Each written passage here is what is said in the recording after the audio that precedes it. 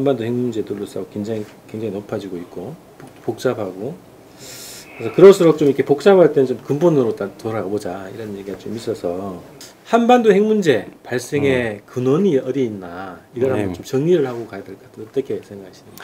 근본적으로 이제 냉전 시대가 끝났을 때 이제 북한의 입장에서 과거처럼 중국이나 그 구소련이 자기들을 이제 보호해 줄 수 없다는 생각을 하게 됐고, 그러면서 이제 이 미국과 일단 관계 개선을 해가지고 자기들의 안전을 보장받으면서 정전협정을 평화협정으로 바꾸고 수교를 하고 이런 것을 생각했었는데, 이 아무래도 이 문화의 차이라든가 신뢰 부족 이런 것 때문에 미국과의 협상이 실패로 돌아갔지 않습니까? 성공일보 직전에서 실패로 갔는데, 그러면서 이제 그 북에서는 그것을 미국이 자기네와 평화롭게 공존하지 않고 자기들 정권을 무너뜨리려는 그런 생각을 하는 것으로 판단을 하고, 생존을 위해서는 핵을 개발해야겠다 하는 잘못된 이 판단을 하게 된 거죠. 근데 그 후에도 계속해서 서너 번 미국과 북한이 경수로 관련된 합의라든가 뭐 9.19 합의, 6.15 이후에 양측이 특사 교환하면서 클린턴 대통령이 방문해서 이 북미 관계를 풀 수 있는 절호의 기회를 놓쳤다든가 그런 식으로 몇 차례 합의를 보고 평화적으로 해결할 수 있는 기회를 놓치면서 이 북측에서는 우리가 결국 생존할 방법은 핵과 미사일 능력을 완성시켜 가지고 미국을 굴복시키는 수밖에 없다, 이렇게 결심을 해버린 것 같다는 거죠. 그 사이에 또 미국과 한국의 보수 정권에서 상황을 어떻게 개선해 보려는 노력을 충분히 않고 제재만 하면 북한이 붕괴될 것이다, 북한이 항복할 것이다, 이런 잘못된 판단을 한 것도 이 한편으로는 사태가 악화되는데 또 일조를 했다고 할 수 있죠. 그러니까 이게 이제 구조적인 문제고 굉장히 뿌리 깊은 얘기란 말이죠, 이 문제가. 그래서 근본적, 구조적으로 되돌릴 수 없을 방법으로 해결하기 위한 방법이 있을까요? 이것을 하루아침에 쉽게 해결할 수 있는 방법은 현재로서는 없습니다. 그렇게 쉬웠다면 이미 해결이 됐겠죠. 또 북한의 핵과 미사일 능력이 이 수준까지 오기 전에 김정일 위원장이 살아있을 때, 그럴 때 했다면은 아무래도 이 합의를 보기가 쉬웠을 텐데, 어떻게 보면 계속 북한을 방치하면서 대화와 협상을 하지 않고 놔두면서 북한의 핵 능력, 미사일 능력이 이 급성장하는 것을 구경만 한 꼴이 됐거든요. 결국 북한의 몸값만 높여줬다는 얘기죠. 그러니까 이제는 하루아침에 북이 핵을 포기한다는 것은 불가능하고 그쪽에서도 쉽게 응하지 않을 것이라는 거죠.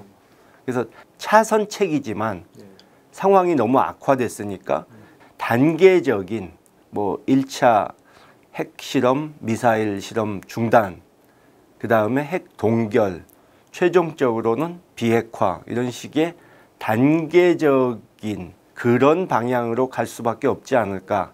또 대화와 협상을 위한 테이블에 앉는다면 이제 조건을 달지 않고 일단 대화를 시작해야 하고, 또 그 대화 테이블에서는 모든 것을 다 논의할 수 있다는 열린 자세로 양쪽이 만나야 그래도 가능성이 있을 것이다, 이렇게 보는 거죠.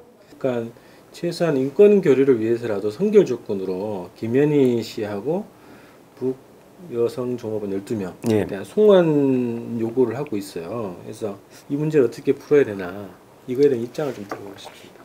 그 당시에 좀 여러 가지 의혹이 나왔던 것은 사실이고 아직도 그 의혹이 풀리지 않은 것도 사실인데 앞으로 북측과 대화를 하게 된다고 했을 때 저쪽에서 이 문제를 들고 나올 수도 있고 의혹을 갖고 있는 국민들의 궁금증을 풀어준다는 의미에서도 진상은 밝혀져야 하지만 이것을 정부 당국에서 일방적으로 발표를 할 경우에 어떤 내용의 발표가 됐든 간에 논란이 심해질 수 있지 않겠습니까?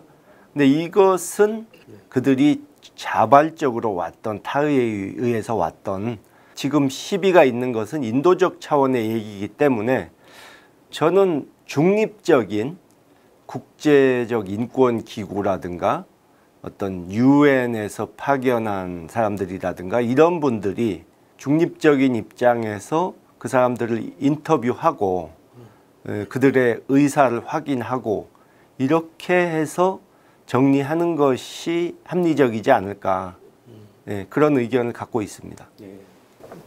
최근에 이 트럼프 대통령의 발언 전쟁이 나도 한반도에서 나오고 수천명이 죽어도 한반도에서 죽는 거지 미국 본토에서 죽는 게 아니다 이런 발언을 했습니다. 그래서 이거 국민의 입장에서 굉장히 모욕적이고 망언이라고 얘기하고 그것들을 계속 성토를 하고 있는데 이런 망언이나 한국 정부의 대응에 대해서 한번 평가를 좀 해주시죠. 정부에서도 아마 이 비공개로는 항의를 했을 것으로 저는 보고 있고요. 대단히 이것은 부적절한 발언이었고 이 동맹국이라고 하면서 동맹국의 국민들이 엄청난 피해를 입어도 우리가 다치는 것은 아니니까 상관없다.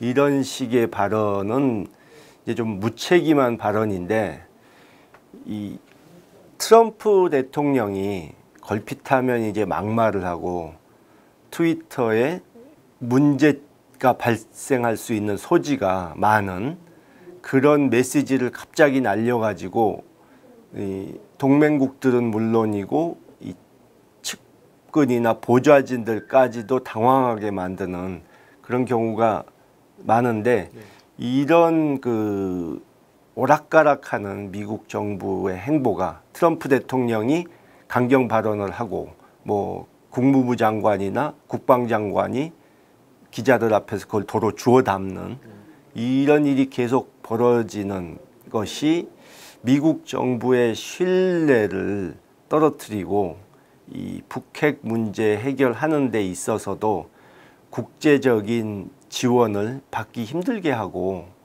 여러모로 좀 이 문제가 많다고 봅니다.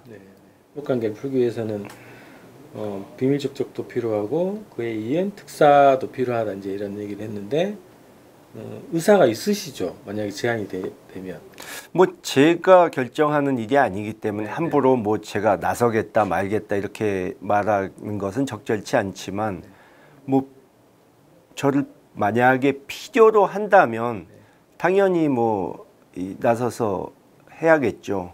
근데 저 말고도 훌륭한 분들이 많이 계시기 때문에 이 국민의 정부나 참여정부에서 이 대북 정책을 입안하고 또 그들과 교류하는데 경험이 많으셨던 분들이 꽤 계시기 때문에 뭐 특사로 보낼 사람을 찾자면 뭐 후보들은 굉장히 많다고 생각합니다.